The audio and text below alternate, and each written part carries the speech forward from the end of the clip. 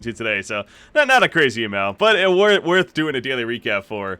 That is for sure. So without further ado, let's go ahead and get right into it here. So we have our first event that I wanted to talk about real quickly. It's continuing on later today, or maybe it's a starting. No, yeah, it's continuing on definitely. That being the KOD King of Dota League Season number 4 happening here. It's only a $1,500 prize pool, and the top 2 teams get paid, but it's a nice little American event to kind of help us get a better idea of these up-and-coming American teams. Like, we've already talked about several, Team Freedom and Doo-Wop are 2 teams that are kind of on the echelon, I feel like, of perhaps breaking through. But FDL, their new roster right here of Justin, CCNC, Mad, Sick, and Stan King, they're going to be definitely a team to watch as far as up-and-coming in the American scene, in my opinion. Then we have End. End's another team that, definitely has made some plays. They used to have Tralf, actually. I'm noticing that they do not have Tralf anymore, unless he changed his name right there. Then, we have some other name teams right here. Red Team, actually, definitely noticeable and recognizable players here. So, again, it's definitely it's kind of fun to watch these quote unquote amateurish style events to see what happens with up and coming teams. But that event's taking place. Again, that's really a minor event though, but I just want to kick off with that real quickly before advancing on. Now, speaking of a major event, it was officially announced yesterday. More information on the Dota 2 Asian Championships. Now, I had Peter Pandam on yesterday on my podcast. We talked about a lot of things, and one of the things we talked about was, of course, his new Team Wanted and when they would expect to play. And he was hinting at, we heard that some news may be coming out soon for DAC, the Dota 2 Asian Championships, and sure enough, literally later that night, later yesterday night, that information did come out, and here it is pretty much. So, we're looking at the Dota 2 Asian Championships as far as the information for it. The event itself actually takes place in March. Yeah, March 28th, it looks like. Is when the group stages kick off to March 30th, and then we got the early April is when the actual main event portion. Now, there's no prize pool announced just yet, but looking at last time's Dota 2 Asian Championships, yeah, it was over a $3 million prize pool. So this is, to say the least, it's a legit event. Who won the last one? It was Evil Geniuses took it. It looks like it was, wow, the last time the Dota 2 Asian Championships happened was in 2015, really? Huh, they didn't have one in 2016, I guess. I wasn't aware of that. But anyway, so kind of, 2 years later, they're going to be throwing another one here. So you can only imagine how much bigger and better the prize pool could potentially be. But that's something to look forward to. But fun thing about this, though, with this information, first off, the invited team. So we got our 4 teams: Evil Geniuses, Wings Gaming, OG, and Newbie. So these are the 4 teams. Now, whether or not you agree with them, frankly, it doesn't matter. No, but whether or not you agree with them, I mean, me personally, I feel like, there's obviously some great argument to be had now with DC, especially with them just winning the ESL 1 Genting event. They got 3rd, 4th at the Boston Major. Previous to that, if they didn't run into a very hot Ad Phenom team, they very likely could have gone to the finals, if not even arguably won it. So, but I mean, they did lose, not that they didn't lose, but there is that justification. Obviously, they're the runner-up at the previous TI, so I think you could argue DC over Evil Geniuses, honestly.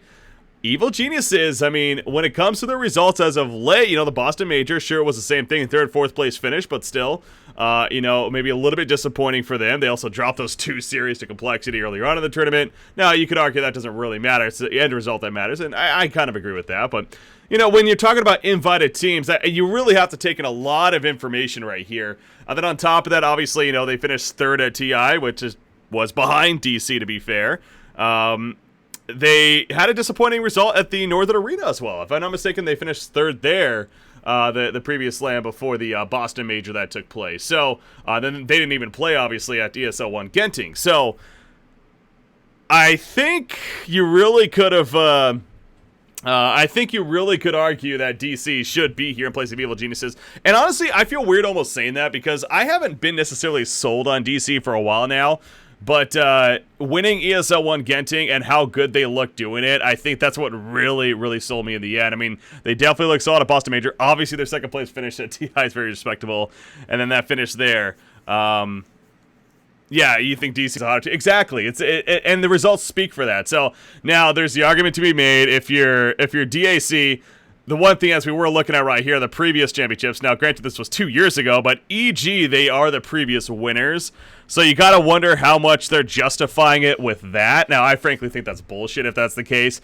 It's a new EG team. In fact, what EG team would this have been? It was with Fear and Aoi and then PPD, obviously. So we're looking at only Sumail and Universe as the same 2 players.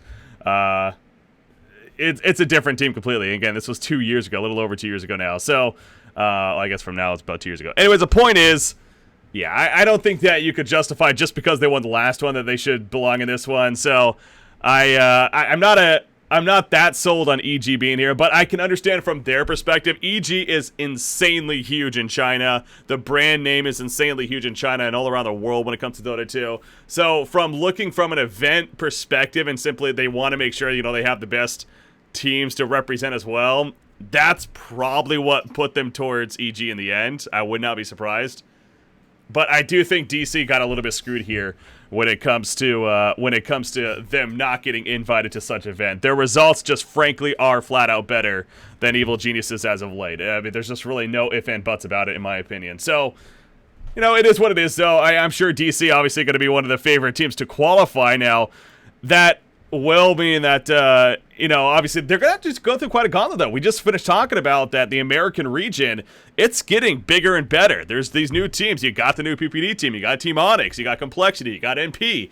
You got Freedom and Doo-Wop, these up-and-coming American teams. It's becoming a pretty legit region as far as the qualifiers are concerned. And, yeah, you have a team like Infamous from the South America. So, it's no guarantee for DC, and that's why I think it kind of screws them even that much more. The fact that there's only one American team that qualifies for this outside of being invited, I think really hurt the non-invited team that much more. So, EG, you know, sitting back, probably thankful that they did get invited, where in the meantime, DC is like, are you kidding me? We got to go through this gauntlet now of what's a great team. Now, sure, they should still be the favorite, and they should still win it, but is that fair to them? I personally, again, don't think it is. But again, it is what it is for the event, and the decision has been made. As far as the other 3, I think it's pretty clear-cut. I mean, Newbie, of course, they've been hot as of late, and up and down somewhat, I guess. At the Boston Major, they did have a disappointing finish, but, of course, they got to the grand finals here, the most recent ESL 1 Genting, and on top of that, they've had some good results previous to that. So, they've been a consistently solid Chinese team. I'm not surprised to see them here. Wings Gaming, no surprise whatsoever. I don't think anyone would argue that. Of course, former tier champions. Now, they have kind of, you know, another case, the two have kind of been up and down somewhat. But, you know, they ran into Newbie in the ESL 1 Genting and took them to 3 games. So it's not like they got dominated by any means. OG, then another obvious here to me. They won the Boston Major, the most recent major event here. And this is a team that's looking very, very strong as of late. So the 3 out of the 4, I think they definitely got right. Really no arguments to be made. Again, DC over Evil Geniuses, though, I do think you could definitely argue was very worthy of being a thing. But EG it is, and those are the 4. So the qualifiers, though, setting up to be really interesting. Now, so far, the Asian qualifier is the only one with information announced on. The Asian qualifiers, aka the China qualifiers, really, they take place on January 13th to the 15th. If I'm not mistaken, yeah, that's this Friday through Sunday, basically. So this weekend, we're going to find out 4 teams, the 4 Chinese teams or Asian teams that are qualifying for the this event as well. Unless it's just only 1 or 2. No, it looks like it is all 4. So we're getting right into it. Now, the event itself, again, doesn't happen until later March. So I'm a little curious on the decision to have the qualifiers so early. I mean, we're talking about 2+ months in advance when we're going to figure out these teams. And, you know, with how much shifting could potentially happen, I guess with the roster locks, that's not as likely to potentially happen, but still, it's something worth bringing up right here. But that's going to be fun to see which 4 teams make it. Of course, ones that I'm going to be looking for, is there any information? No, it doesn't look like there's any tabs yet for it, but VGJ is no doubt what I'm looking for. They just qualified for the Star Series, Star Ladder League, whatever, I-League thingy. They qualified along with IG Vitality out of China, but VGJ especially, they are looking really good. I expect them, no doubt, to make it. Then you got teams like CDEC, like IG and IG Vitality. You got this new Newbie team, which we'll talk about. You know, that makes a great transition. Let's go ahead and do that. Yes, I said a new Newbie team, Newbie B team, you could call it. How about this? You know, I I thought to myself after the podcast yesterday, I was like, oh crap, I forgot to talk about Xiao 8 retiring. I meant to at least reference that and make a point that he retired, but oh well, you know, maybe I'll bring it up the next show. It's good that I didn't, because here we are the very next day, and lo and behold, Xiao 8, he's back, baby. He is out of retirement after a couple of days of being retired yet again. Now, this is apparently similar to the PPD situation, where this is a not too serious team, but it's potentially going to be great. Now, obviously, this is exciting a lot of people. You got Xiao 8, but you also have 430 is a very prestigious player throughout history. And then Xuan, talk about prestigious player. Xuan is obviously, he's a very recognizable player. Known for being this lovable, fun, big guy. And obviously a great player on top of that. He's been out of the scene for a while, but he's now back with this team. So you talk about a team that's really getting some interest. And then on top of that, Shy9, I think that's how you maybe pronounce Zy9. He's apparently the owner of Newbie that happens to be pretty good at Dota 2, apparently, from what I've heard. So you got him playing. And then you have Axe. Axe is, I feel like, the really interesting one. Apparently, she's a streamer, a Dota 2 streamer over in the Chinese region, but she plays at a very high MMR. She plays, I think, something like the 7,000 plus MMR. And this is going to be potential for her now to kind of shine and, you know, make her splash on the competitive scene. And there was actually a post about it on Reddit that there's never been a female player in the Dota 2 scene that's qualified for a big LAN. There's potential here, right? Like, they're going to be playing in the DAC this weekend, I'm sure. And you look at this roster, I know it's a newly formed team, sure, and there's a lot of great competition in China, but it could happen. And apparently, again, with her skill set, and that would be something. I think a lot of people are cheering for that and are rooting for that. Again, apparently she really is a good player. And talk about being a breakthrough as far as setting up for possible future female players to join the scene as well. So I'm really excited to see this opportunity, honestly, for that alone. More so than I am to see Xiao 8 and Xuan and 430 and whatever else. So part of me is kind of rooting for this team as well to do well here at the upcoming qualifiers. Can't wait to see what happens there. Again, that's going to be taking place this week, and I got plenty of Dota 2 to watch, as do you, and I'm sure we'll have plenty to go over in the podcast next week, the breakdown. Looking forward to another episode of that.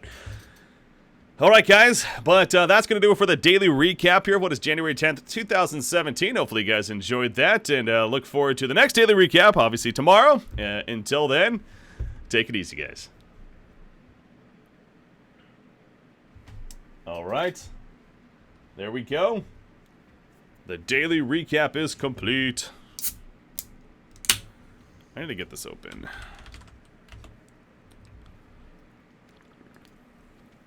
1 second, guys. I actually need a tweet that I'm on. I forgot to totally do that, too.